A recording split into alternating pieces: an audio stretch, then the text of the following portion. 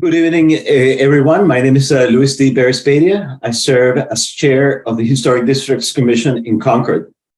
Welcome to the February 2nd, 2023 meeting of the Town of Concord Historic Districts Commission. The commission will review 2 new applications and at the end will conduct other businesses.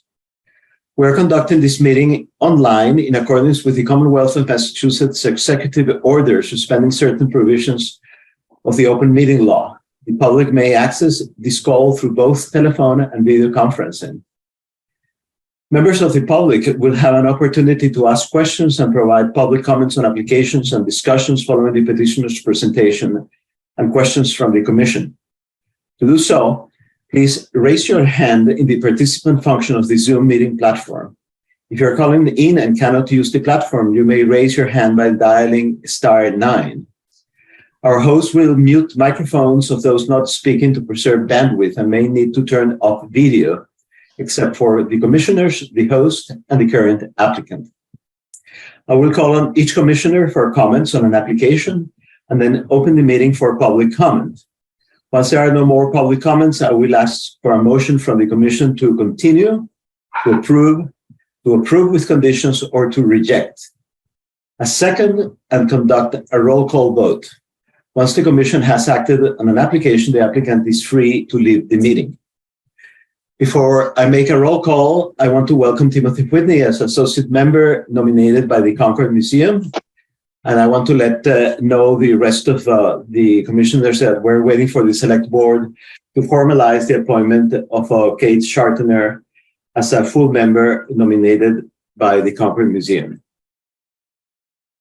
So the first application that we have, it's David Levy, 19 Main Street, to install new signage. Is Mr. Levy here? Well, let me do a roll call first. I'm sorry. I see that there are some other people that have added. Okay, I'll start the roll call right now. Is Kate Chartner here? She's not. Walter Clay? Here. Dennis Fiore?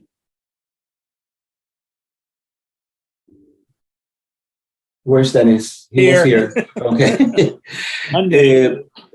Bill Hewitt? Here. Catherine Mast? I'm here. Excellent. Henry Moss? Here. Melinda Shumway? Here. Paul Ware? Here. Timothy Whitney? I'm here. Thank you. And I am here as well. So voting members will be Paul Ware, Melinda Shumway, Catherine Mast, Dennis Fiore, and myself. And now I can go ahead and ask for the first applicant, which is the 19 Main Street, to present the project. Mr. Levy here or any representative?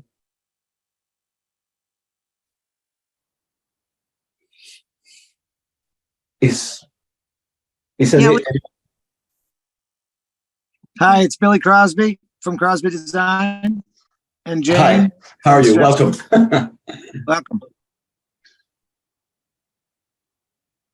Okay, you want to present to us what is that you're planning to do? A sign in 19 Main Street? Yes, we have. Can we show the pictures or no? Yes, certainly. Yep. One moment.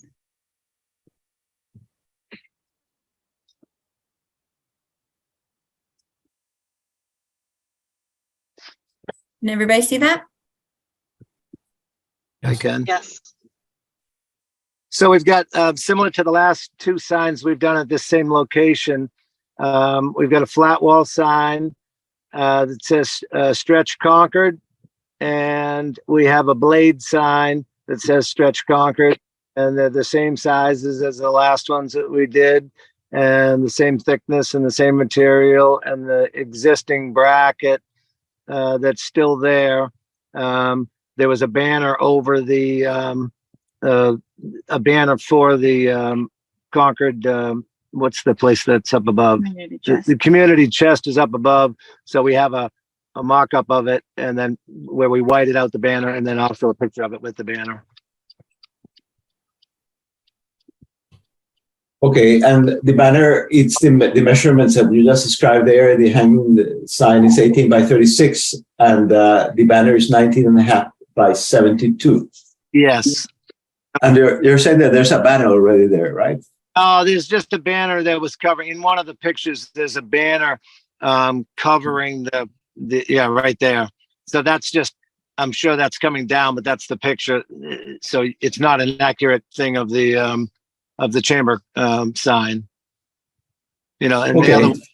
the chamber sign, all one above the door, it's existing. So we're just stretch Concord on the right, centered above the window, and the blade sign to the right. Can you tell us about the materials that are being proposed? Yeah, And whether the letters will be on relief or will be flat with the surface of the sign? flat painted letters, and we have a 1.5 inch thick panel with a soft edge, just a chamfer on the edge, and the colors are Benjamin Moore, poppy, and black, and white background, and blade signs both sides, obviously, and then they're both the same thickness. Okay, is there anything else that you think it's important for us to know before we open the discussion? I don't think so. We basically went from the specs from the last two signs. So we just picked the same sizes because they seem to fit well. And you know, that's that's what it is. Okay, very good. Well, thank you very much. Well, I'm going to start backwards on my list, and I'm going to ask Tim Whitney to make comments. I don't have any comments at this time. Okay, thank you very much. Paul. I just going back to our last meeting, our last discussion of signs and the question of the relief, that is that the letters not be on the same plane as the backboard. I'm confused where we are on that. I mean, these are painted letters. These are presumably flush to the surface of the 6 foot. I guess it's 6 feet, right? Wasn't it 72 inches? Yeah. The 6 foot sign, and I guess the same on the blade sign. Are these? They say painted letters, so I'm inferring that there's nothing, no relief between the letters and the backboard. Right. So, can you hear me? Yeah. Yes. So, I might have created that monster in Concord, but there's a, you know, so we have a combo of carved signs or raised signs, but you know, all of the signs in Concord were painted, you know, from 85 back, you know, to history. So I was hand painting all the signs. Then once we got a CNC router and we were able to carve signs and do raised letters, we kind of started doing more and more and more of that. So this is just a simple sign that's a hand painted sign like it would have been, you know, back in the day. We don't have a frame on it, but it's kind of just a clean border with a chamfer on the edge. And, you know, it's not a vinyl letter sign. I know you were talking last week about vinyl letters, and I try not to do any vinyl letters, but it's basically a hand painted sign.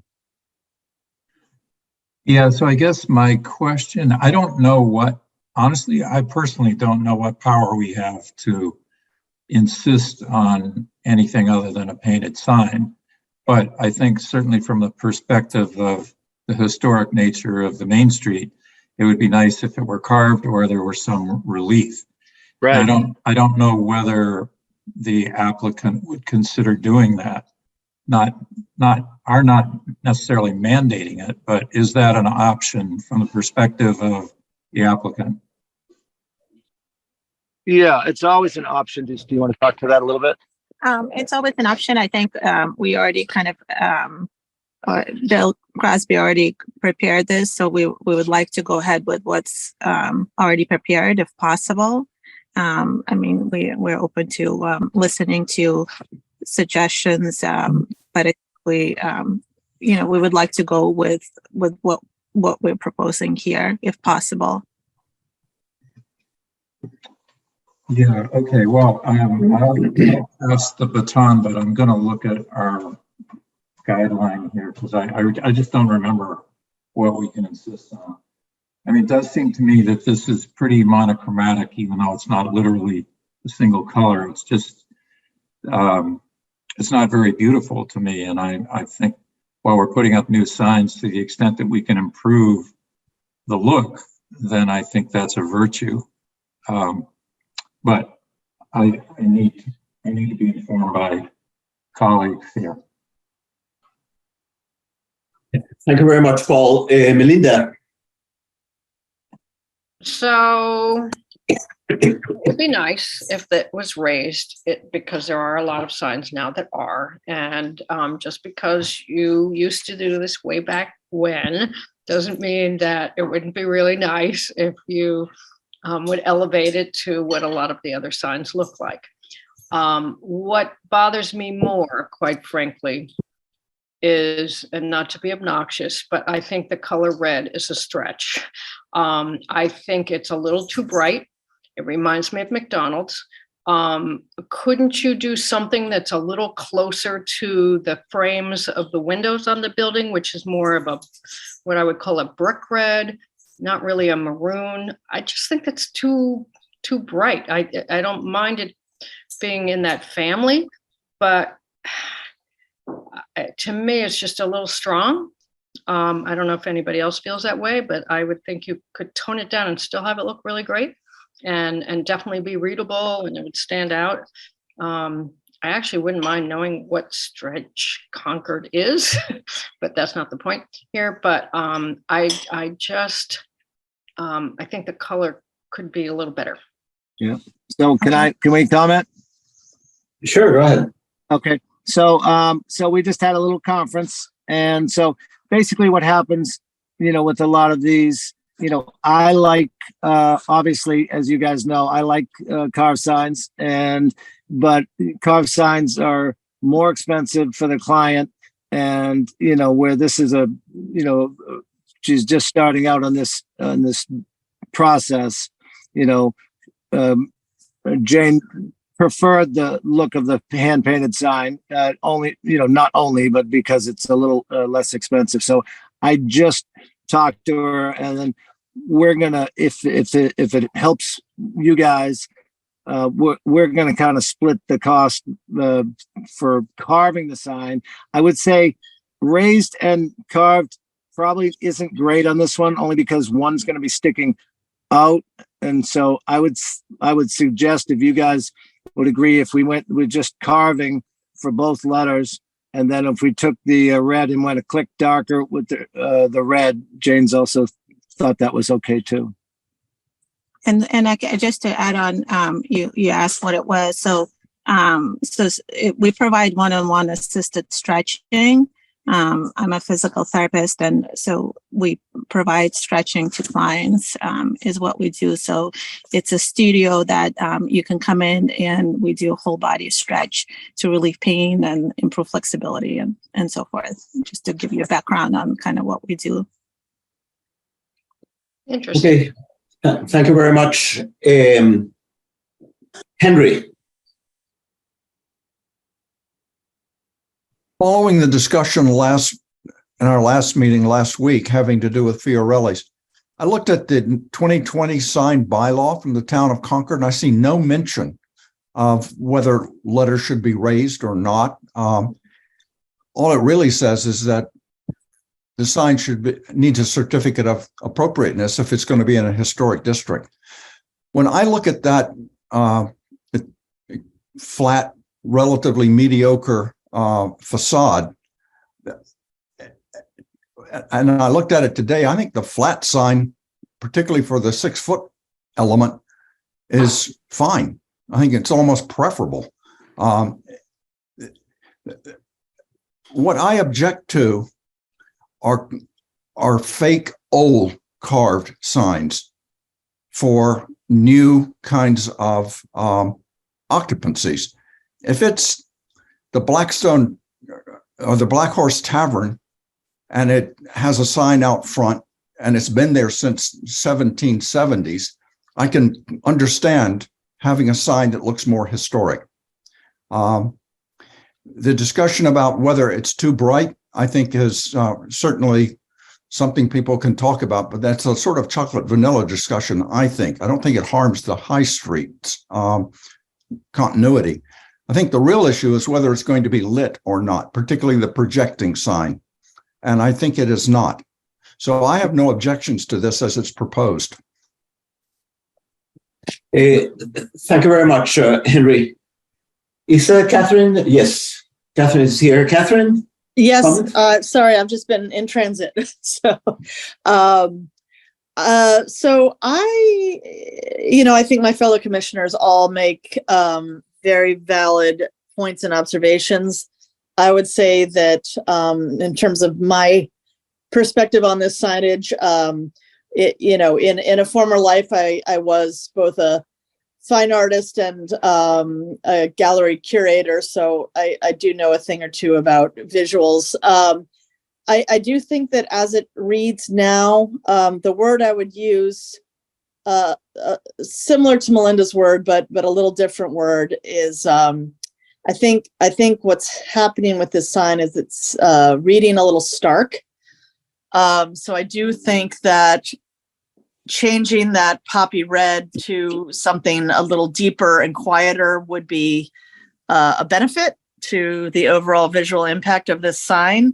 I also very much understand Henry's comment about, sort of fake old. I agree with him on that. However, in this context, I think using, and Billy, you might have to school me or inform me about what the exact correct term is here, but the fiberboard or the material that enables the sign to look more like a wood carved material, I do think that would be a benefit to the overall appearance of the signage here. So again, if there is a balance that the sign maker can strike with the client here in terms of making this more cost effective while still being able to refine the sign's aesthetics a bit, I think that would be great. Right. Yeah. So should I jump in? Why don't you? But why don't you? Because we have had too many interesting comments. Maybe we can. You can make a note, and then you may address Catherine's comments at the end. Sure. As you will have an opportunity to speak. Bill Hewitt. I'm a rookie at this, so forgive my literalness. I guess 3 comments. The first is I agree with the comment on the red. The white strikes me as exceptionally stark in that setting as a background. Second, on the sort of page 60, page 61 of the guidelines, it expresses that serif type is preferred and dark backgrounds are preferred. And I would have that observation. Thanks very much, Bill. Dennis. Can you hear me? Yes. Yes. Okay. I can't see me. So first thing I do every morning when I get out of bed is stretch. So I very much understand this as a person with a bad back. I agree with Henry. I think it's fine. I have no problems with it. I think the variety is fine. I mean, Concord's downtown shouldn't be ye oldie. And I think the sign where stretch is very thin, which sort of talks about stretch. I think it's a contemporary application, which speaks to what goes on inside the building. I'm not averse to raised letters. I'm not averse to a different red, but I have no problems with it like it is. I'm fine. Thank you very much, Dennis. Walter. My first reaction to this when I saw the paperwork was to think back about the last meeting we had where we went on about relief versus flat and some bits of material. So I echo a bit there what Paul is saying. But it strikes me not as just stark, but also as a little bit strident. I think that's really the key to what some of us have been saying about this. I understand, Henry, it's modern and it's a fairly stark setting on the building, but I think that may be even more of a reason to not have the signage be so stark, especially when it's a good 6 feet across. I don't believe that Concord should be ye olde either downtown by any, pardon me, stretch. But this does seem, my first read, especially with the bright red, and I think if that softens a bit, it'll be a help. It does sort of jar me more than make it a more beautiful building. So that's what I have to say. Thank you, Walter. I'll make very quick comments. I think that the main issue I have with this sign, which echoes some of the comments of the other commissioners, is that it's a little bit of cold and stark. And I don't agree with Henry in the sense that we're pursuing creating a fake historical reference. I think that the changes that are being suggested simply blunt a little bit the starkness and the coldness of the design. And that's the reason that I believe that if it were to have some features like raised letters and maybe a border in the round borders in the sign and so forth, which are minor things, that would create a more human experience of the whole site.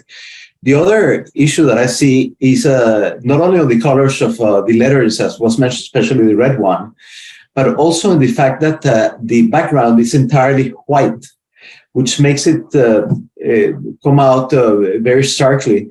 And my suggestion would be to keep a white, but have a little bit a different tone of white, which would be somewhere in between the actual color of the building and the color that it's currently being considered. I'm going to ask the public for comments, and then I'm going to ask the applicant again to address the comments that have been made. Before we go to the public, I think that Paul has something to add. Go ahead, Paul. Yes, I just want to draw the applicant's attention to what was mentioned, which is the guidelines under material, lettering, and color, because I think this is really, in many respects, inconsistent with the guideline. It is a guideline, so that doesn't mean we can't vary from it, but it makes clear that, as was mentioned, that a darker background with lighter lettering is preferred, that raised letters are preferred, that a wooden sign would be preferred. So I'm not dictating what should be done, but I think that there are other options here. Thank you, Paul. Are there any comments from the public?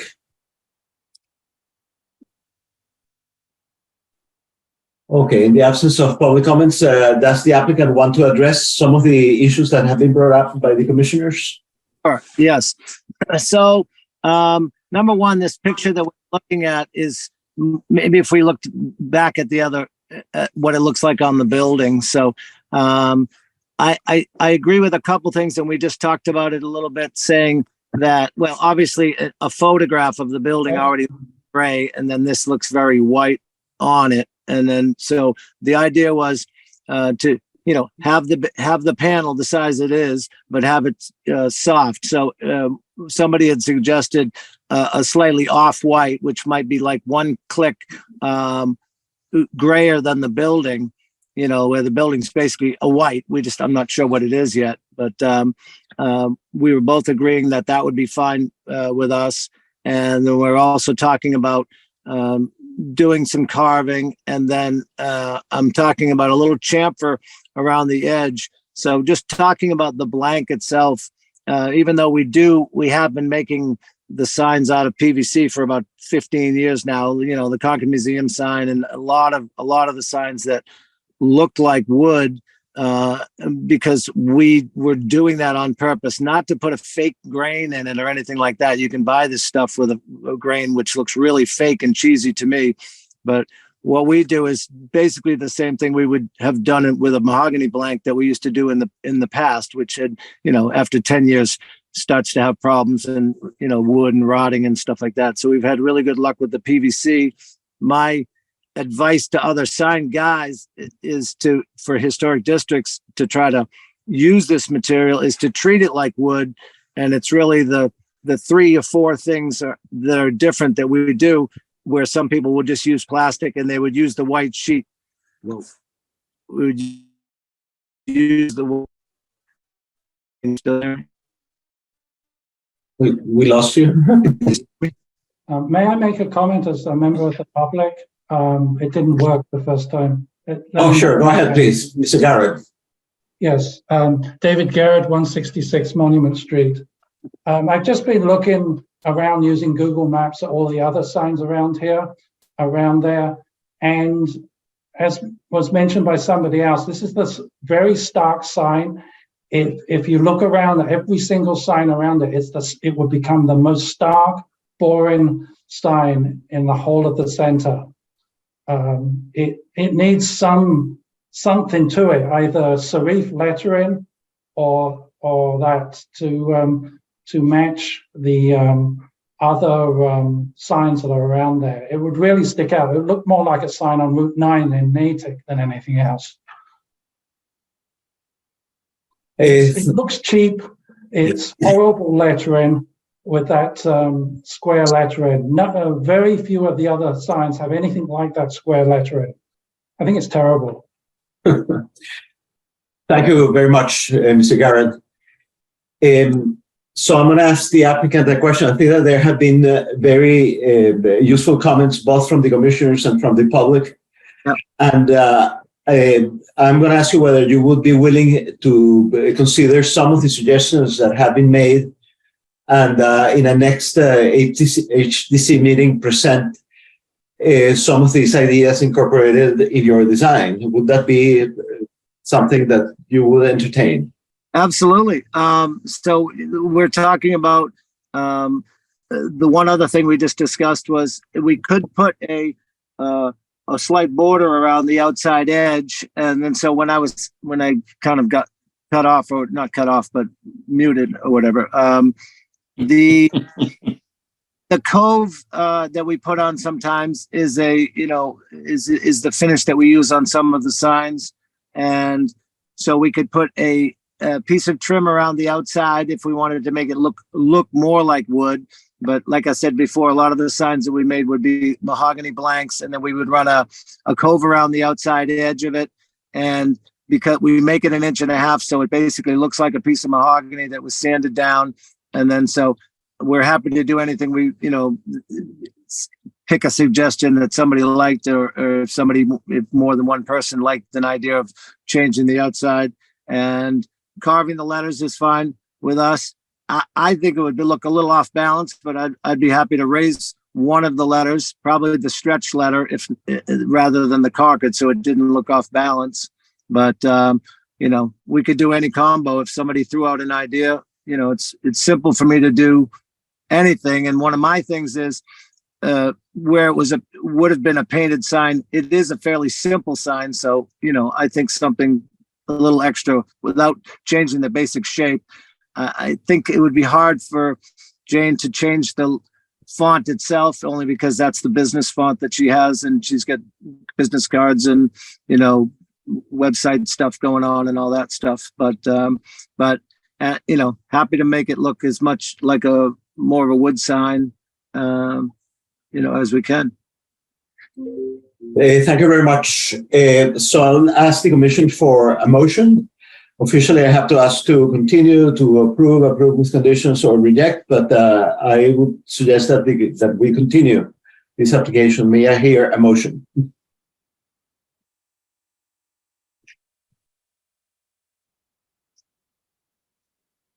I haven't heard anything. Does somebody want to make a motion? Yeah, I will make a motion for you. That we continue the application for certificate of appropriateness with respect to the signage at 19 Main Street to install new signage. and with the hope that the applicant will consider some of the suggestions made tonight.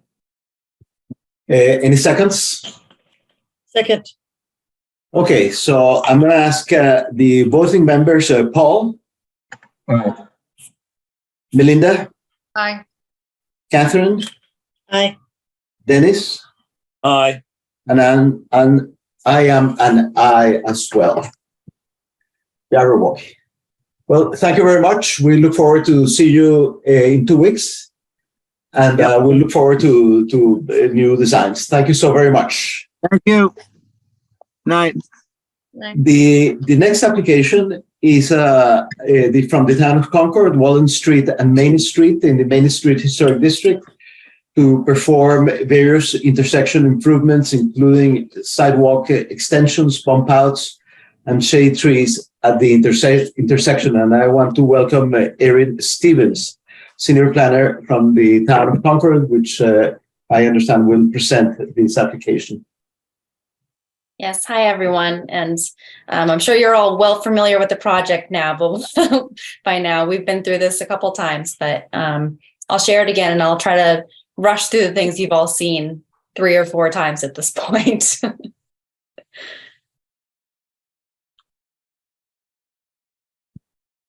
All right, can everyone see that okay?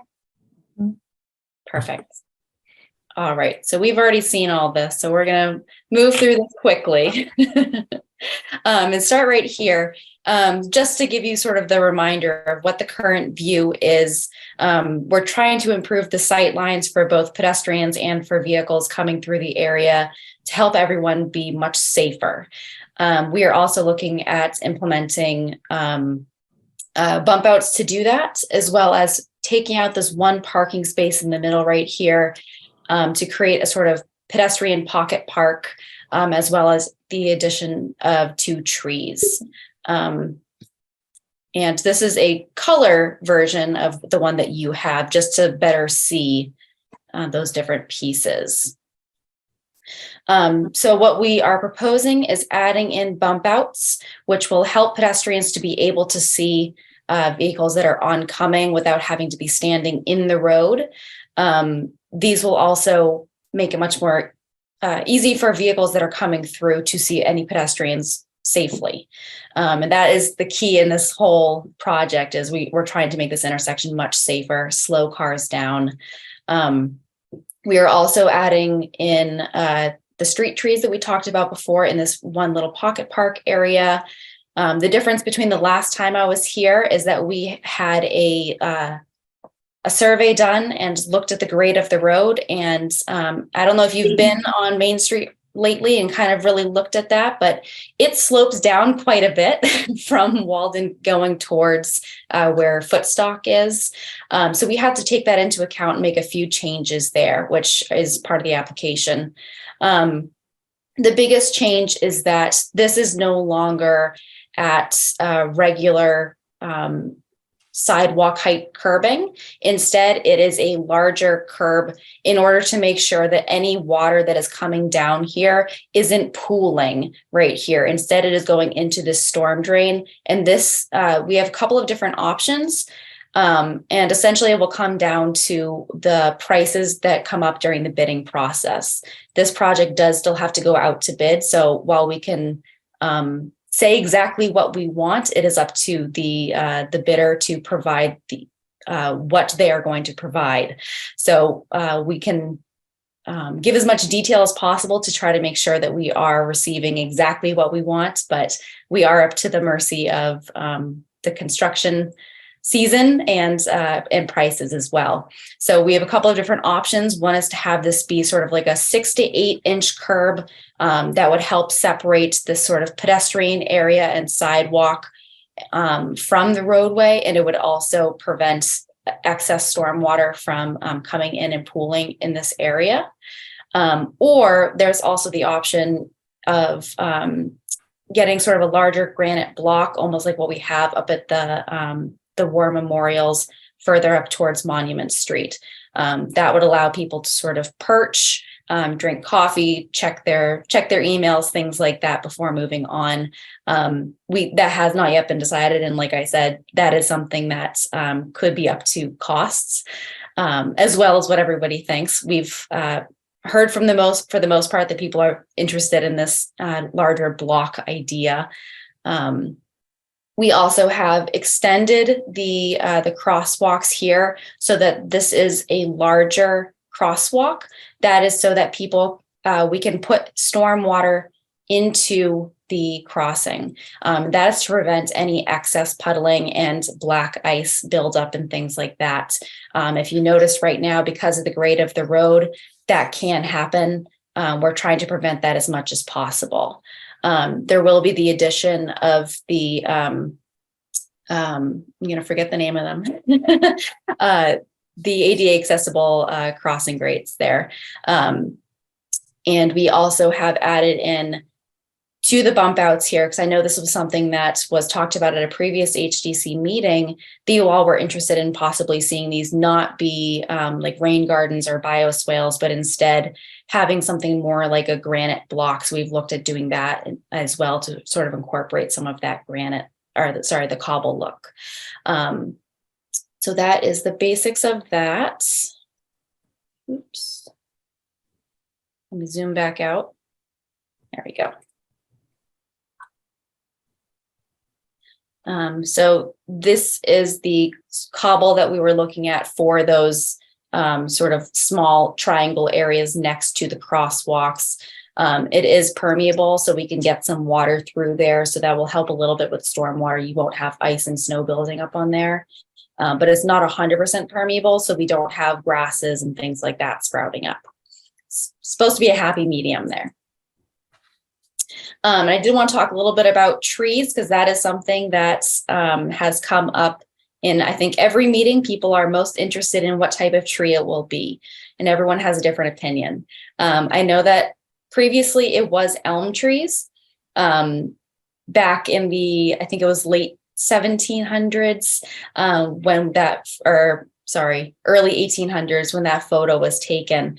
And those were elm trees along the road. The problem with elm trees, as well as sugar maples, which is another one that people are very interested in, is that they get to be more than 100 feet tall and quite large. So while we love the look of them, they may not be the top choice for having right in the center of town. So we are open to a couple of other options. We haven't chosen a tree quite yet, mainly because we don't know what we're going to find when we open up the ground. We might have more room, we might have less room, depending on what sort of conduit and what sort of piping is down underneath the sidewalk. So we sort of want to keep those options open, but these are all trees that have been, are good for street trees, and they are also trees that are part of our Concord tree guide. So they're trees that do well in Concord. We are also open to suggestions for the trees. And then detectable warning panels, that's what the word I was looking for, the term. So we are looking at doing a sort of more natural or a powder coated detectable warning panels for those crossings. Those are ADA accessible, so we have to have those installed, but we're looking to not do those bright yellow ones, but something a little bit more muted. And we are also looking at possibly putting in tree grates, which makes the tree plantings ADA accessible and allows stormwater to go into where the trees are, making it much more stormwater friendly. And that is the basics of it. So I'm happy to go back and forth and answer any questions. And I should also mention that Joe Cormier from Concord Public Works Engineering is also here tonight. In case I can't answer anything, he might be able to.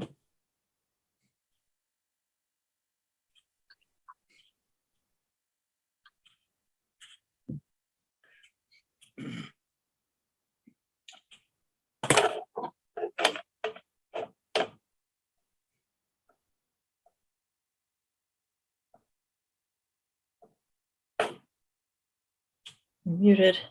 You're muted. You're muted, Luis. Muted, More ways Luis. than one. There you go. Embarado Schwa, I'm sorry. Thank you very much for your comments, Erin. I'm going to ask Walter to make any comments, please. My first question is, what's the timeline for this? Since I'm new, I'm not aware. Sure. So we're looking to have all the work done by next winter. So we're hoping to do it either in, I think it might be a little bit late for the spring now, but we're looking at perhaps late summer or into the fall. If we can, we'd love to do it in the spring though. We've had people ask if we could possibly do it between Patriots Day and when the spring tourists start coming.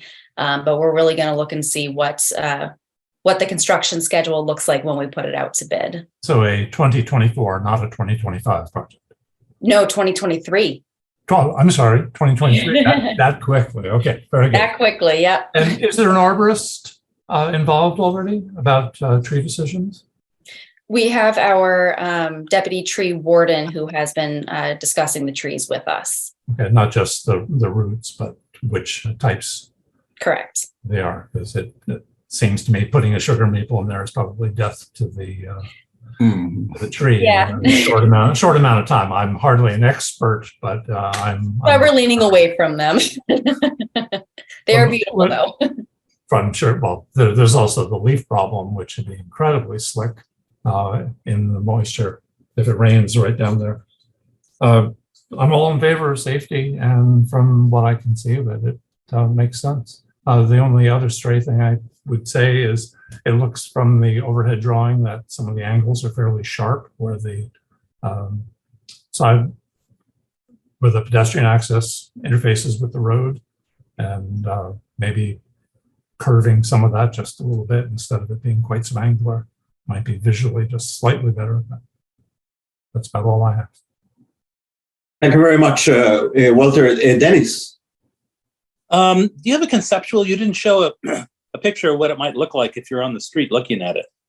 I do. I don't know if you remember from last time or if you're just know exactly. I'm remembering from last time, but I'd like to see it again. So. So this is a very rough mock-up, but I'm a visual person and I like to make things like this. Okay. For some reason, I was remembering there were more trees in one of the concepts, but maybe not.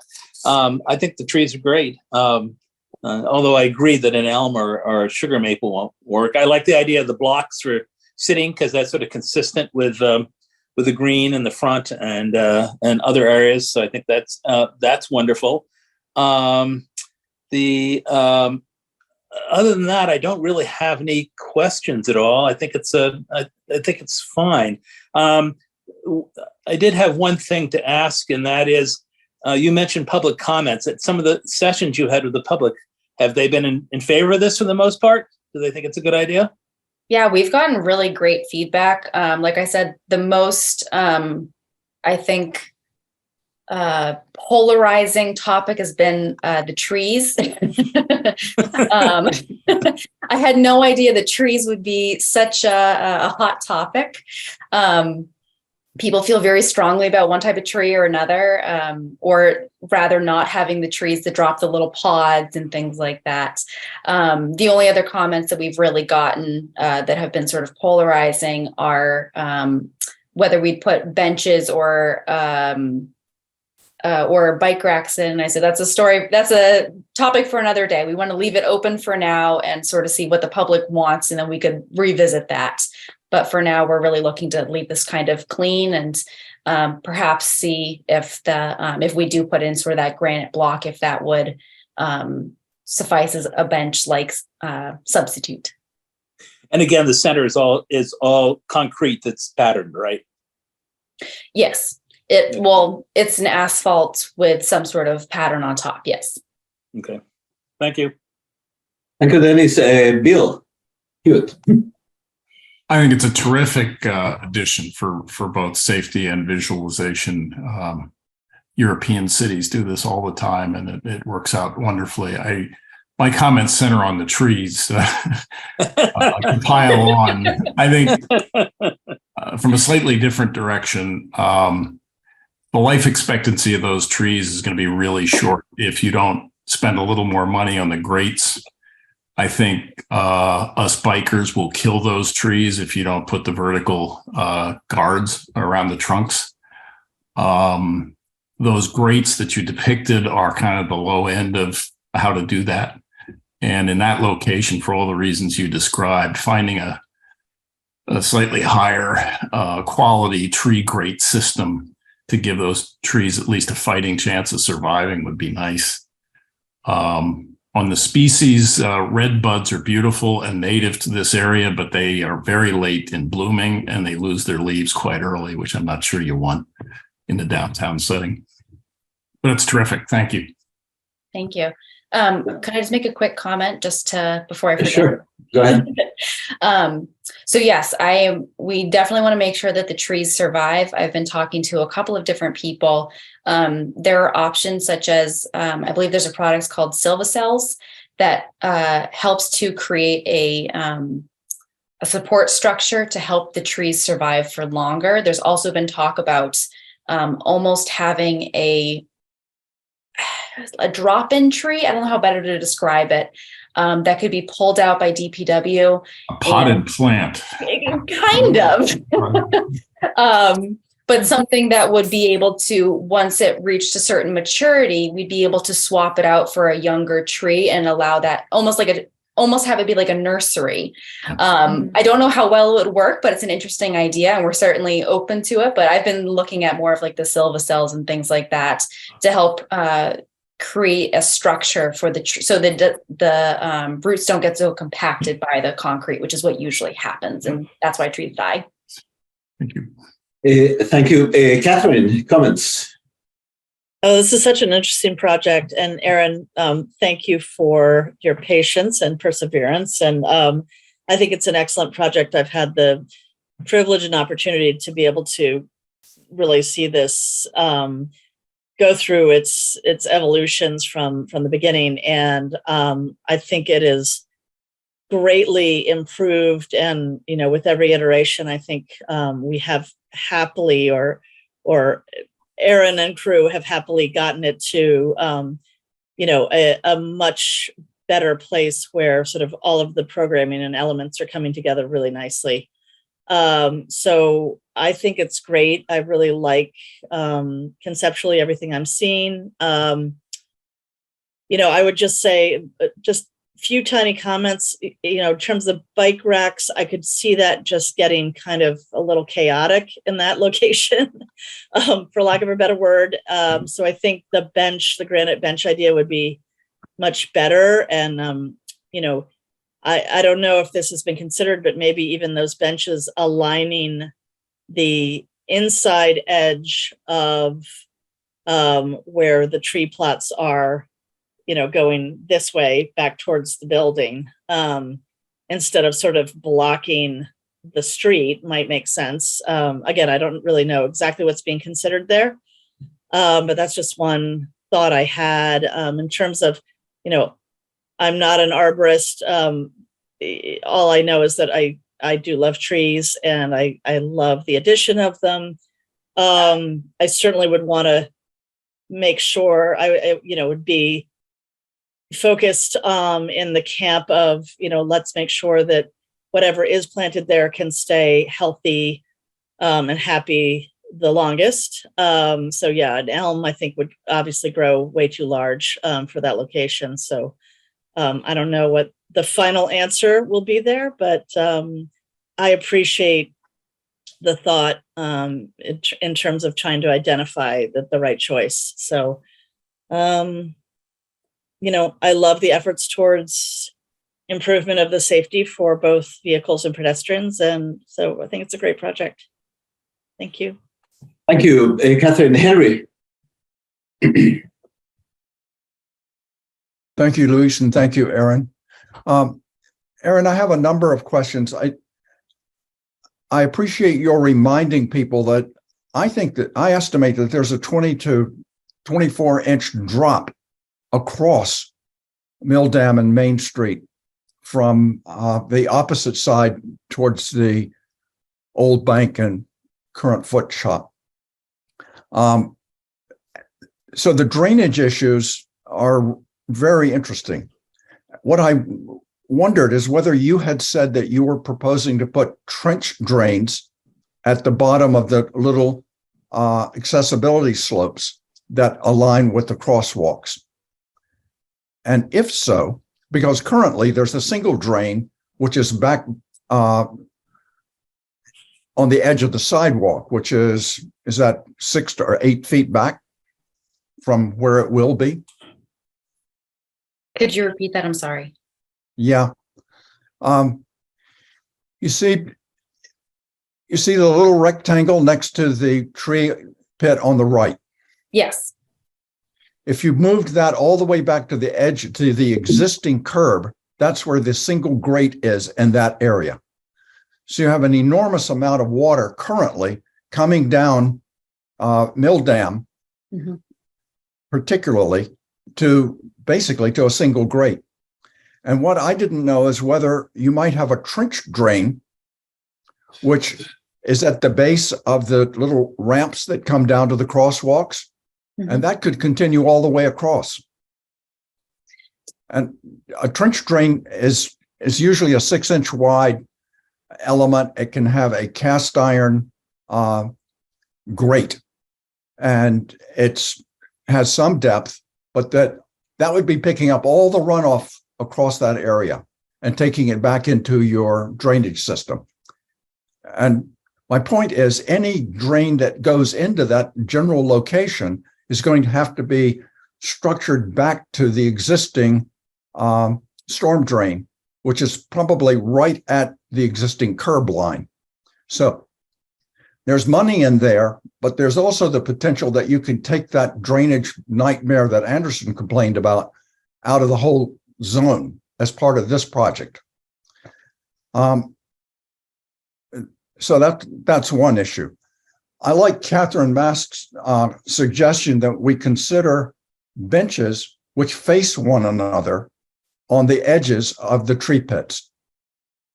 And that could allow you then to have the continuous curb that you're talking about as a curb, and allow the blocks that you reference, which are comparable to what is at the War Memorial part, those could be shorter, and you could have seating on both sides of that open area.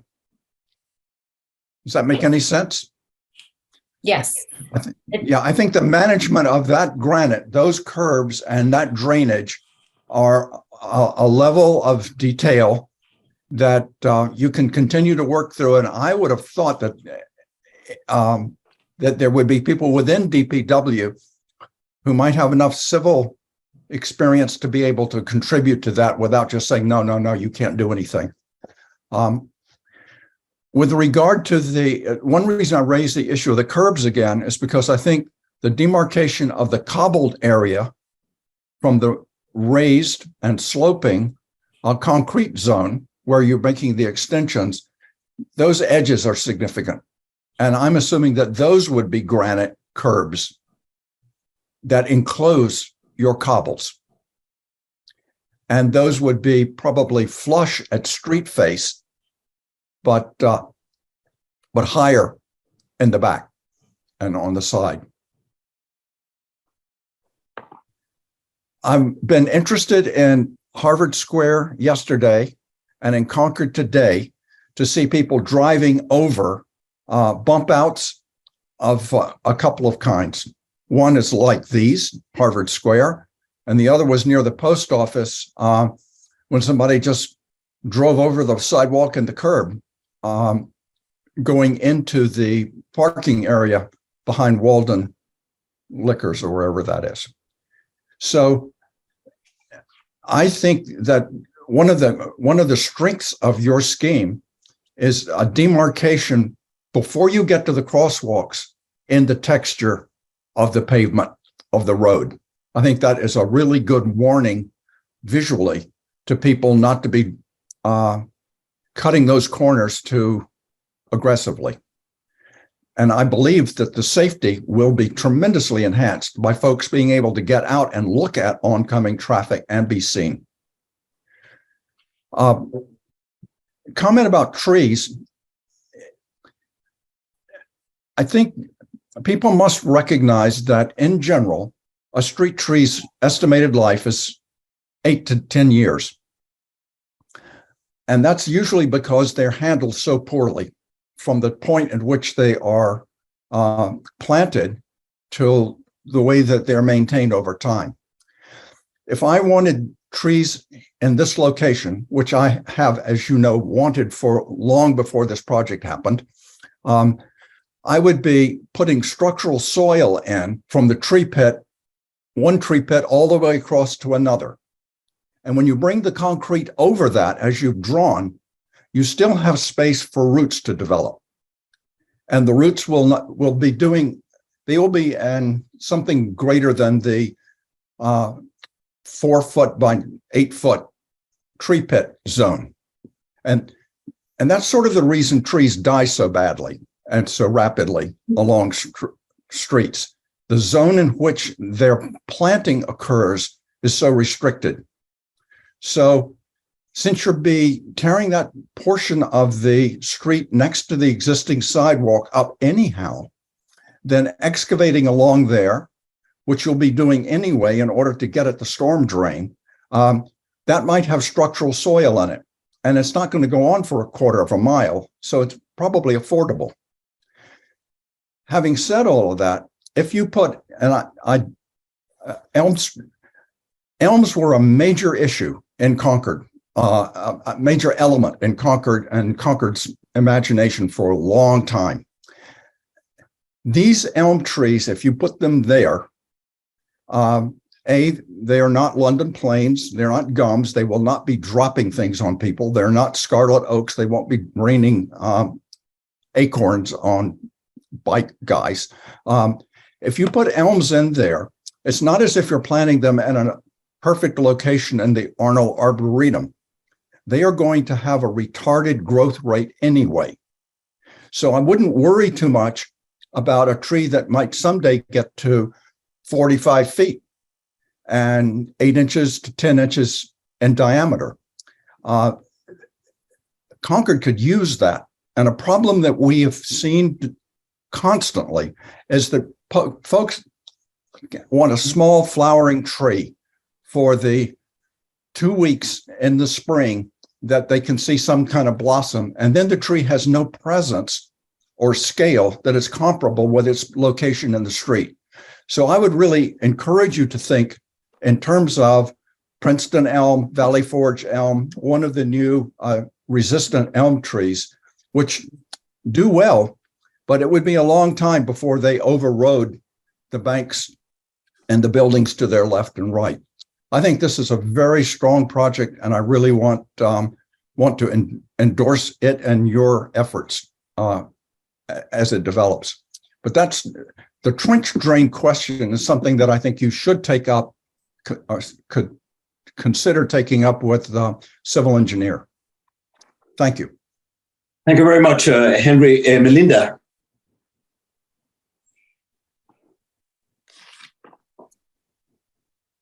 Sure.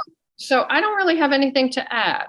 I think I'm much less knowledgeable than many of my fellow commissioners. And so all I can say is from an aesthetic view, I love the fact that it softens the streetscape. And obviously we all want safer, crossings. And after that, it's out of my level, but I think it'll be great. Thank you, Melinda. Paul. Yeah, let me ask, because I may have missed it, but was there ever a site visit at which we had an adequate sized rendering like this, or a plan and a chalk up of the bump outs and any kind of actual on-site look at this? Because I find the renderings, I mean, I get it, they're pretty, they're symmetric and so forth, but I find them unhelpful. And I'm a little bit afraid that in the real world, we're going to be looking at something we're obviously going to be looking at something very different than what's on the screen, and I'm concerned about that. So if we haven't, and even if we have had a site visit that I missed, I think we need one. And I think that ought to be a detailed site visit that might be as long as, half an hour, where we actually have a mock-up in the sense of chalk marks that can be washed away, water-soluble mock-up of what's being proposed here. That's number one, because this is going to be transformational. And I think, of course, we're all for safety, we're all for green trees, but I'm not sure why we're picking out trees before we really understand this site and up close and personal and get the proportions in our own minds and visualization. So that's number one, that I wouldn't support anything without a detailed look at that site with the professionals and the mock-ups and go from there. Secondly, if there is an example such as Harvard Square, or I've heard people talk about Lexington, one of these meetings. If there's an example that the town thinks is really specifically instructive, then please tell us so that we can, on our own nickel, go and look and get a better feel for what this will look like when it's actually done. So if there is such an example, I'd be very grateful for that information, and I would guess that others might be as well. I can get into the nits and lights here, but I'm concerned without seeing it about the height of the granite slab or curbing between the trees on the other side of the road. I mean, I think we all need a real look at the change in grade, what that might look like, what the proposed height is that you're talking about it. Could people stumble over it or fall off it? What are the issues there with which we need to deal? And I feel the same about the adequacy of the ramping, whatever it's called, that escalates from street level to the sidewalk. I mean, I've seen the bubbly looking ones that you said were wheelchair accessible and so on. They're ugly as hell, but they may be all we can do.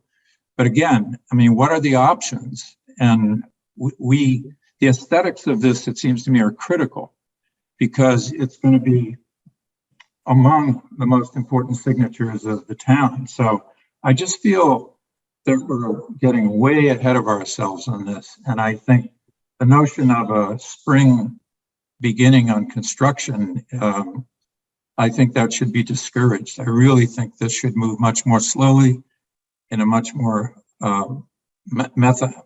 methodical way with real information. I'm not against the project, but I really want to know what it is.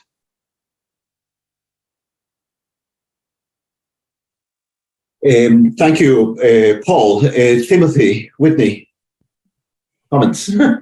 Yeah, I also think it's a great concept, and shortening those distances and making this much more pedestrian friendly is definitely the right way to go. I just have some layout questions that maybe tie into the previous comments, and I'm a little bit new to all this, so bear with me. But it has to do with just 3 or 4 different comments on the north side along Main Street. There's a lot of curbing that's apparently is going to be raised, depending if I'm reading the renderings, the 3D renderings correctly. And if you come from across either sidewalk heading north, everyone's going to be turning left to right, and there's going to be these sharp corners. This is part design, part function, but I'm just concerned about tripping hazards, especially the sort of triangular pieces at the end of the parking lots. That's one comment is, these are narrow ways that everybody, if it's 3 inches high, somebody's going to be tripping. So that's one concern. The other is the angle of the crosswalks. If you are coming, say, along Main Street from the west, and on the south side of Main Street, and you're crossing Walden and continuing towards Helen, say, you're not going to be hitting that side. People are going to be cutting. They're not really going to be following that line of that very angled walkway. So I think there's tweaking that needs to be done on the angle of the walkways so that they're more realistic to how people move. I think a couple of them are, the north ones are logical because that's where they are. But if you're moving either east or west on the south side of Main Street, you're going to be cutting that angle of that walkway. I just don't think people are going to be angling northwest and then coming back up. So there's a size of ADA entryway. I don't think they all need to be the same. This is an asymmetric layout. And then lastly, just a question, because I don't know that, I'm sure a lot of this is turning radius of fire trucks or whatever, but the southeast corner of Walden and Main, that extension does not go out to, it doesn't reach out to the edge of the parking space as it does on the westerly side. It's a much smaller pad, and I'm just wondering, is that, and I think that contributes to that sort of very odd angle of the crosswalk running east-west. Could that be extended out so it grabs, it's out to the street edge of the parking space as it is on the west side of Walden? All of these corners, as everyone knows, are very active. And the bigger we can make these islands without interfering with turning radii, the better. So those are my comments. Thank you. Thank you very much, Tim. I don't have much further comments beyond what all my fellow commissioners have said. I think this is a very important and interesting project. So I will open the project for public comments. I see a hand raised for John Ferguson. Hi, thank you. I assume because nobody's mentioned the materials for the crosswalk or the center of the street, that is that not within the HTC jurisdiction? And even if it isn't within your jurisdiction, will you be commenting on the selection of those materials? The answer to that question is technically yes. We will have purview on materials that are used in the construction of these intersections. So it doesn't cover the roadway, only the sidewalks and things like that. So it's not actually the public right of way over the street.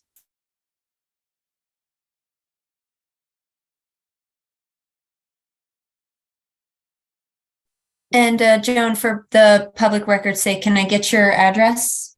Yes, it's 62 Neshoba Road. Thank you. Okay, so did I? Well, so will the HTC be commenting on the? Well, the HTC will be commenting in most of the materials that are used in the intersection, but they will not be commenting on the actual pavement of the public road, because that will be out of the purview. In other words, we cannot impose one way or another in the actual street itself, but we certainly, I believe that we can do it in public pathways, like the material used for the pathways between from each side of the street, and in the corners as well. That's my interpretation of the rules.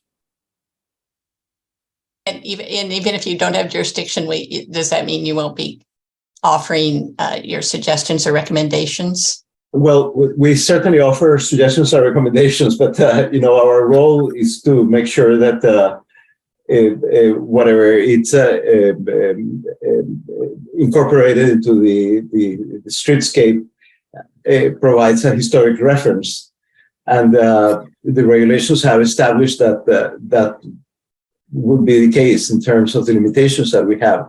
But we certainly make suggestions to make things more conforming to what is our ultimate goal, which is the preservation of the historic references of the town of Concord. And we certainly will influence the applicant if we are strongly convinced that one way or another should be applied. I will mention too that I have come to the HDC several times. We've had discussions about the pavements and the look of it and things like that. So we've been in discussions. I think Sandy Smith, wants to make a comment. Could you identify yourself and your address? Thank you, Louise. Sandy Smith, 25 Academy Lane.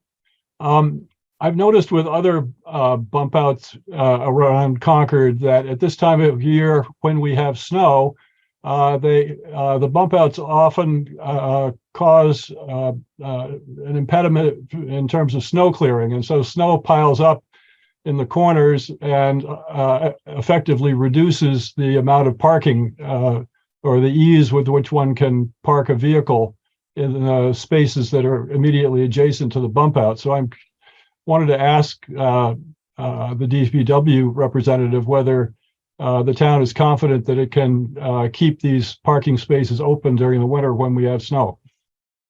Thank you. You want to go ahead, Erin, or? I'll say I can answer it or Joe can. Yeah, I can answer it. So we've been consulting the highway superintendent on this and kind of conferring with him that the angles of the bump outs are sufficient so they can easily remove snow here. They obviously remove snow from the sidewalks as well. So this might be an additional area that they have to hit by hand. But it is something that we are working with them on. Thank you. Thank you very much. I also want to ask the applicant a question. Is what you are presenting tonight a final proposal of the project, or is this a project that will be undergoing some changes and modifications? Because I have seen different plans for the bump outs, whether they're going to be bike racks or benches or the location of them. Some discussions about the materials, the tree strategies, and so forth. So, are you presenting something that under ideal circumstances we would approve on the documents that we currently have, or you are planning to make further modifications? So we don't plan on making further modifications. However, we are putting it out to bid. And so that inherently comes with changes that could happen. So if there were changes, like for instance, they can't get for some reason the granite block or something like that, then we might have to come back and say, this is what we're proposing instead. We will write the RFQ to have is specifications that are to this sort of exacting standard. However, we cannot ask for specific materials or things like that, like by name, so we can describe things, but there is some room for error in there. So like I said, it does have to go out to bid, and so that will might slightly alter it, but this is what we are proposing to put out for bid. Okay, thank you very much. Well, it's perfectly obvious that this is a very important project for the town of Concord, and I think that as Paul has expressed eloquently, I think that it definitely deserves a site visit, and I think that during that site visit, a number of questions will be asked and will be answered, but a number of issues will come up that may have not been entertained by the applicant. So I believe that it will be appropriate that we continue the application, that we have a site visit prior to our next meeting in 2 weeks. Would that be acceptable to you, Erin? Could I answer some of the questions before we make that determination? I mean, you could still make the determination, but I think that it might help to provide a little bit of context. So there was a site walk on the 18th that was open to the public. We had our consultants, HSI there. We had Public Works representatives from Highway and Grounds and from Concord and Public Works Engineering. I think that we had police, we had planning, we had quite a few representatives there. That was open to the public, and we had quite a big gathering there. The trench drains. So we did talk about trench drains with the engineers from HSI. They were trying to say that it was probably not the best spot for them, mainly because they have found them to be leaf gatherers more so than the more square drains. And so they actually tend to, in their experience, they tend to get clogged more quickly. And so they were suggesting these are actually very wide 8-foot crossings for that very reason, that people would not have to go over them. They are exceptionally wide so that we could have that sort of easy movement. I do hear you on this being perhaps a tripping hazard. That is something that we will definitely look at.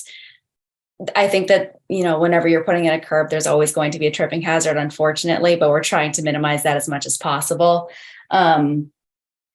One of the things we had thought about putting the granites beside the 2 trees. The issue there is that there might be an ADA accessibility problem. I want to go and speak to the Commission on Disabilities again on that. That's why we had proposed putting it along here. They had suggested that keeping this area as open as possible would help with those ADA issues. The crosswalks, yes. So the crosswalk, I think it looks much more angular in the drawing than it does in person. We had this discussion when we did the site walk where people were saying, well, so it goes from there to there. That doesn't look as angled in person. So I think that if you go and look at the area, you'd see it really doesn't look as stark of an angle as it does on the aerial photograph. And you are correct. I forget who it was who said it, sorry, that this is not bumped out. That is an issue with the turning radius for fire trucks and for large trucks that are delivering food and goods and things of that nature. So we weren't able to make the turn, bump out this to create that turn radius anymore. All the turn radiuses can be done except for this one, unfortunately, because that is, if it gets pulled out any further, they cannot make that turn. And I think that was most of the questions. This has been a very long process, and I know that we've been going back and forth with, I've met with you all, I've met with the Historical Commission, I've met with the Economic Vitality Committee, the Business Partnership, the Transportation Advisory Committee, the Commission on Disabilities, and we had the public forum both online and in site walk in person. So I think that we've hopefully got most of the questions sort of have been through them before, but I'm certainly happy to try to figure out any other issues that might come up. Well, I tend to agree with you. I think that you have done an outstanding job of incorporating as many opinions as possible. The HTC still has a fiduciary duty. Sure, and I think that my suggestion to the Commission is that we continue this application. But before I ask for a motion, I'm going to ask Henry. I think he had his hand up. Henry Moss. Yes. It was just that Ms. Stevens did not respond to what I think Tim Whitney's very, very good observation having to do with the way people will actually cross Walden Street is not reflected in the edges of the and slopes necessarily of the bump outs. And I think that the danger is that people will just walk across them. And we know that shortest distance, that's what people do. So I think that the Walden Street crossing does need to be thought through more thoroughly in terms of the edges of the bump outs and the width of the crossing. I could imagine that your textured crossing might be almost twice as wide at the to the west. In any case, you may want to speak to that. Thank you very much, Henry. I think we have just one more public comment from David Garrett, which we'll let in. Yes, very quick one. It relates to the last comment, actually. I don't see anybody using that diagonal crosswalk like that. Why can't you put another ADA accessible thing on the other side, on the corner of it, and then make the crosswalk go to that? So there's two of them. So you come into that bump out on that southwest side, and then basically, I can't really, you have two accesses so that you go straight across Walden Street into the ADA accessible thing on that sort of straight line that is running from southwest to northeast on the bump out. Then people will actually use it rather than just walking straight onto the bump out and tripping over it. Thank you, Dave. I think that we should finish the discussion, so I'm going to ask the Commission for a motion.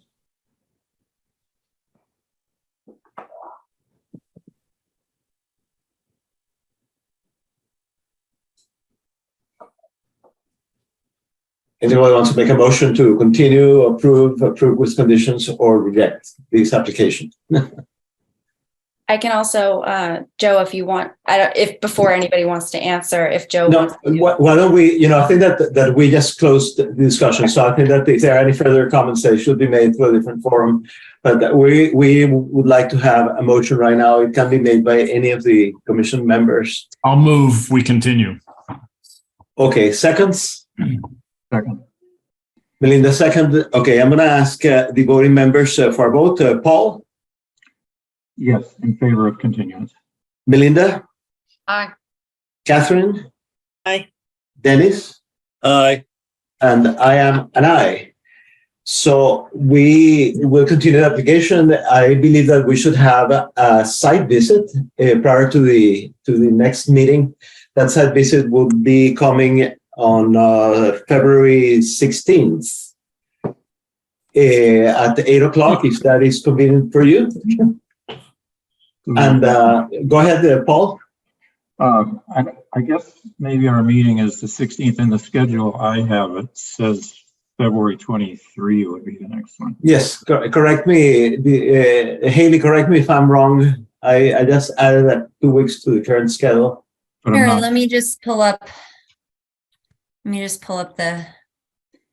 It says February 23. That is correct. Yes. Yes. So, I know I cannot be at a site visit on the 23rd. Could we do the site visit the prior week, even though the meeting's not till the 23rd? Well, that is certainly an option. You see, as long as the whole commission agrees that that is appropriate and that the applicant can support the site visit, what we would like to have is, as was described before, at least chalk marks of the extension of the bump outs and a general direction of the crossings and things of that sort. I think it's fine, Luis, but I will be gone that week myself. Okay. The 16th, yeah. So why don't we do it as we always do it, which is the same day of the hearing.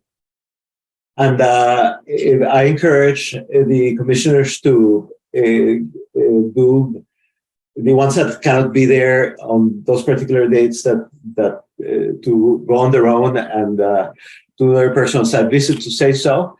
So we will have the site visit at the same day of our next meeting, which is February 23rd at 8 o'clock in the morning. Is that all right with you, Erin? So there's quite a bit of coordination that has to go on. There's quite a few parties. So we'll have to double check, but tentatively, yes. Okay. Well, just let Haley or Ann Clifford know what are your limitations, and we may provide information about what is actually essential and what can be dispensed with, and that may be helpful to you.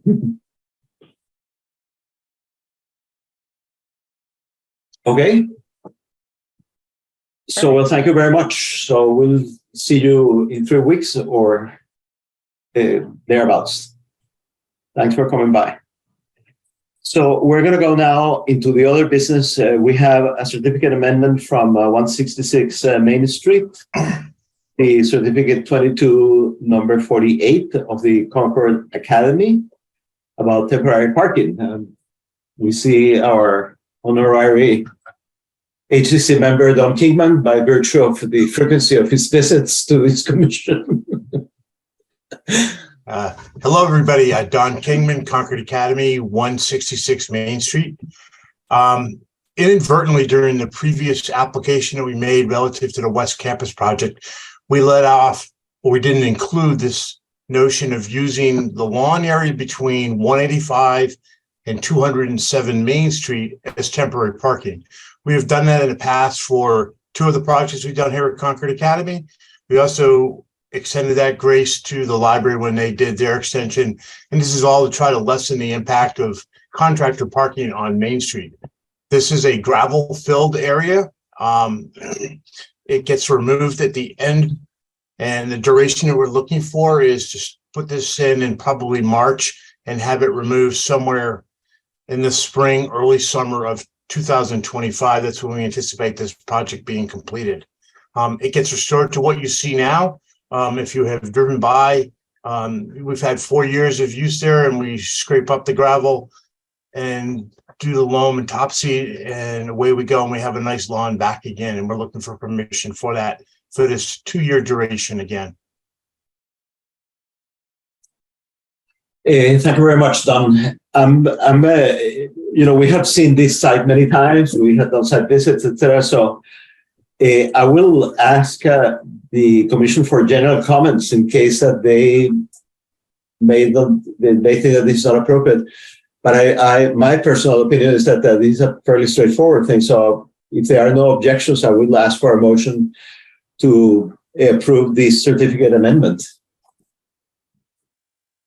I will move that we grant the amendment to the certificate for 166 Main Street with respect to the parking area, the temporary parking area. Second? Second. Dennis? Aye. Catherine? Aye. Melinda? Aye. Paul? Aye. And I am an aye as well. Well, thank you very much. Thank you for your time. Appreciate it. Bye. All right. I want to go quickly to the next item of the other business. And I called your attention to the notes that were sent by Ann Clifford this morning, which are proposed guidelines for the appointing of full and associate members to the Historic District Commission. I invite you to read these suggested guidelines, and I will explain to you what's the rationale for them and why do we want to have them. And I will try to be as brief as possible, if that is conceivable. But the bottom line is the following. The Commission has 10 members. 5 of them are full members, 5 of them are associate members. The natural progression, before that, we know that there are 5 nominating entities for the Historic District Commission, which are the Select Board itself, the Planning Board, the Commission for Natural Resources, the Concord Museum, and the Public Library. These 5 entities identify individuals that may make a contribution because of their membership into the Historic Districts Commission. And after a process of vetting them and becoming familiar with them, they put them forward as nominees to the Select Board. The Select Board then considers these nominees, and in the absence of objections for any particular reasons, each one of these nominees are appointed.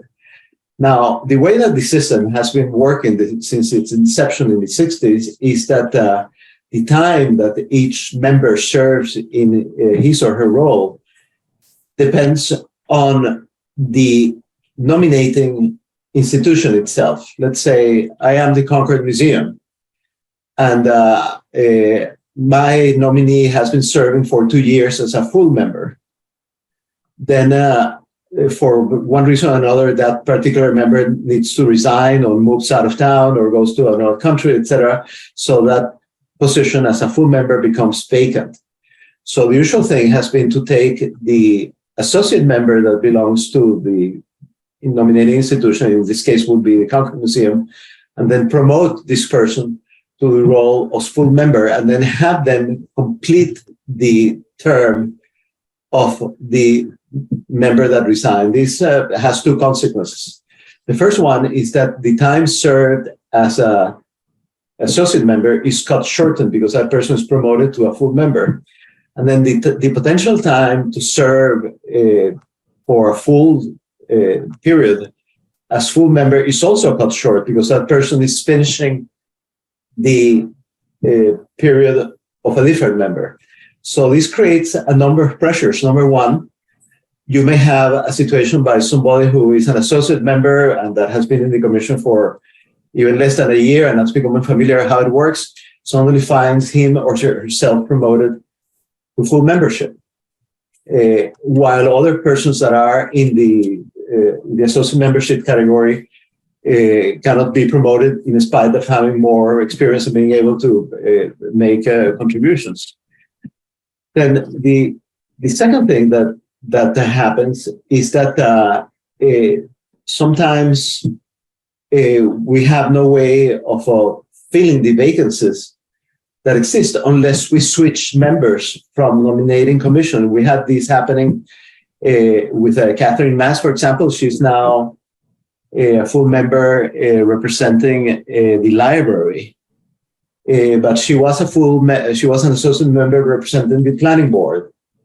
And that was actually the only nominating entity that was synchronized because Catherine had been serving for 4 years as an associate member and I had been serving for 4 years as full member. So in this last year, I was going to be my last year as full member. She was going to be her last year as associate member, but now she got promoted early to fulfill a slot.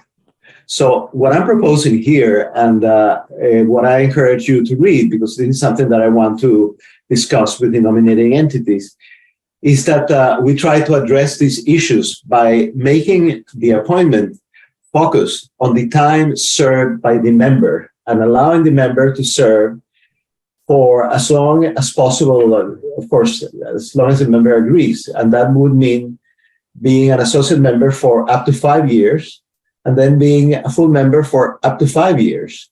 Of course, depending on how the flux and the timing of resignations and so forth occurs, those members need to be switched from nominating entity to nominating entity. So what I'm proposing over here, it's in the last 4 points of the proposed guidelines, which is what I call the rule of 5, which is that each full member will serve up to 5 years. Each associate member can serve up to 5 years. We don't want a lifetime appointments of being an associate member for 5, 6, or 7 years, and then having another 5 years as full member. We want to have some changes within the commission, at least in time-year periods. We are suggesting a rule of 10 by which the maximum that any commission can serve is 10 years, either as an associate or as a full member. We are proposing a rule of 2 by which if a person serves in the Historic District Commission and finishes a term as a full or associate member or finishes a term under any circumstances and finishes just because of resignation or because the term ended, then that person must wait a minimum of 2 years before being reappointed in any role in the commission. Then there's a rule of promotion where associate members that have served for 5 years will be promoted to full members, regardless of the particular nominating entity to which they belong. And that's the reason that it's important that we be able to switch nominating entities. And then there's what I call the rule of continuance. Let's say that an associate member that has served for 2 years is promoted to full member, serves for 5 years. So that person has served a total of 7 years in the commission. That person should have the right of serve another 3 years as an associate member to fulfill the maximum of 10 years. This is not anything new in the sense that this is what we have been doing all along. And what we've been doing is approaching the nominating entities and letting them know that this is what's going on and therefore they should consider such and such candidates. And that's what we've been doing. But implementing these rules officially, which can be done at the level of the HTC itself, according to the enabling legislation, would give us the flexibility to do two things: to give some flexibility to members that may need to leave at some point before the full appointment is finished. And second, to take advantage of the expertise that some members may have, and to try to keep those members for as long as possible. You see, I'm looking at a particular member, specifically, which is among our commissioners, which is a historian and an excellent commentator on projects, and a former chair of the HTC. And if the current rules are implemented, then this person would have to leave something like in April, because the term that he went to fulfill as an associate member will then, at that time, and they would have to go de novo on trying to recruit somebody. So I'm not asking that you even make comments tonight about this issue. Of course, I'm more than happy to answer any questions, but what I'm asking you is that you read them and that you get back to me in terms of whether you believe that this is inappropriate or what other alternative solutions we may have. I think that we're all familiar with the issues that I mentioned. So I look for comments from the Commission. How should we handle those comments? Well, I can go formally and go by the list, and we'll start with you, Walter. Well, I'm the commissioner who suggested having a Word document to enable to edit and put suggestions on the page, which I did. But I don't know what the process is that I should follow. Should I just send this back to Anne, say, for her to forward it to you? Yeah. My comments? And No, the best way is to send things to Anne, and Anne will send them to me, and that will remove any questions from the open meeting law. This is not anything that comes under the open meeting law, because this is an administrative very good motion that is being made. We are not considering an application or anything like that. I understand that then. Yeah, reading number one, as you were saying, associate members who have been around for a year and all of a sudden get different assignments triggered for me, because I'm exactly an exception to rule number one here, I think potentially. So that started me on the process. I will send my Word edited comments and suggestions through to you then. Thanks very much, Walter. And this is, and overall, I should say that it's a wonderful, wonderful effort and document. I think it's really good to do. Thank you. Dennis, comments? I think it makes great sense to sort of straighten out this this problem and have some kind of rational approach to going from associate to full member, and then getting that experience along the way. So I have nothing further to offer at this point. Thank you, Dennis. Bill? It's very clear. I have zero experience to judge it by, but it seems clear to me and rational. Thank you. Thank you, Catherine. Yes, I think it's clear and rational, and I have no objections at all to how it's worded or the structure. Thank you, Catherine. Melinda? I'm hoping that this will take care of the problem that we have had this year, which was several people going off and not really having anybody to fill in. And I think that anybody that wants to stay on for as long as 10 years, which is a very long time, but this allows them to do that if they are willing to give up their personal time to do it. So I think it's great. Thank you, Melinda. Paul? I have no comments. Thank you, Paul. And Tim? No comments at all. Thanks. All right. So if you have any further observations or anything that you want to add to this document, then by all means send them to Anne Clifford, and she will send them to me.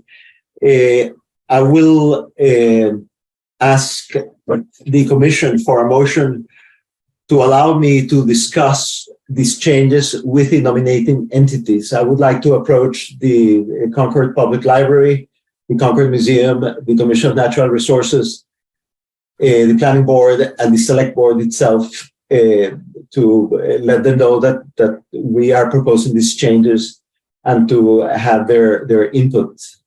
So if I can have a motion for that, that would be fine. I'll move. I so move. That's all you need to say. Okay. Any seconds? I'll second it. Okay, and then I'll ask for all commissioners to vote. Walter? Aye. Dennis? Aye. Bill? Aye. Catherine? Aye. Henry? Aye. Melinda? Aye. Paul? Aye. And Tim? Aye. And I'm an aye as well. So thank you very much. I will keep you posted of any progress that has been made on this plan. And we'll go from there. So we have one last issue, which is the minutes from 12:1. I look at them and they look good to me. Our secretary is the spot person for this, so we have to ask Catherine whether she agrees that they are fine or not. They did look fine to me, Luis. So Okay. formally, do I need to sign off on them? I think so. No, You have to put your signature and your social security number and the name of your bank account, the number of your bank account. Oh dear. So if there are no objections, I'll ask for a motion to approve the minutes from 12:1. I move we approve the minutes from 12:1. Second, A second. Tim? Yes or no? Sorry? You're voting. We're voting for to approve the minutes. Aye. Paul? Aye. Melinda? Aye. Henry? Aye. Catherine? Aye. William? Will? I was not a member, so I shouldn't vote. Okay. Walter? Aye. And I'm an aye as well. So I think that ends the meeting. I appreciate it I have very a real much. quick question. Sure, please go ahead. With respect to hybrid versus in-person versus Zoom, we changed the last minute, which was fine, but I organize my schedule differently if I'm to be in Concord at this hour or not. What's the plan in general for the next 4 months? Well, we've been grappling with this for a while. Mm-hmm. And there are two sources of input. One of them is the state, which decides exactly how we're going to do. And the state so far has given the option of having a hybrid or an in-person meeting. My personal preference is to have in-person meetings. And of course, I had made every plans to have this meeting in person. And then such that I remind myself that life is the way it is, then I got down with COVID. Oh, no. So the reason that you're seeing me here is because after having been vaccinated 5 times and have survived 2.5 or 3 years of a pandemic without anything, then I'm rebounding on COVID because I had COVID, I became negative and positive again. So that simply illustrates the fact that it's still a very dicey situation. And unfortunately, I think that we're going to have to rely on the flexibility of having a Zoom meeting. You see, because, was there any other option? I would not have attended this meeting. You see, there's no question that no matter how many isolation masks, etc., will allow me to do anything like that. So that's the answer to the question. No, it's true. So in general, we should plan on being here, and if it doesn't work out, that's we try our best, and we've been personally a couple of times since the pandemic, but it's the way it is. Thank you. I hope you feel better, Luis. Indeed. I am. I am kind of saying, I will sign up for this. I want my money back. Yeah. But of course, I don't see my family. They come over, they leave my food, and then they leave. And I put it outside. Go ahead, Tim. Yeah, just so I'm clear, your The committee's moving towards, the commission is moving towards in-person or staying hybrid. We are trying to move to in person, but we still have the flexibility of hybrid. And obviously, in my case, illustrates that no matter how much we would like to go in person, we may have to rely on hybrid. Yes. Okay. I belong to other. Go ahead, Paul. Sorry. So, Louise, if the meeting, if say there's a meeting in person, is it insurmountable for one member who say has COVID to connect to that meeting that's otherwise in person, but that person is in virtual mode? No, not at all. I think that the solution is to have a general commitment to be in person, because I think that being in person provides some advantages. You see, it's the touching of the flesh. I don't know, but I think that we should have the option of some people joining by Zoom. You see, because there are some pragmatic reasons. You see, you may be on a trip and you may be away for whatever reason. And it's very important that everybody participates. And actually, I belong to some other societies where I served in their councils and things. And that's what we've been doing. You see, that you go and there are 10 people present in the room, and there are 10 more hybrid in video. So I hope that would be an option, but I certainly encourage to do the meeting in person.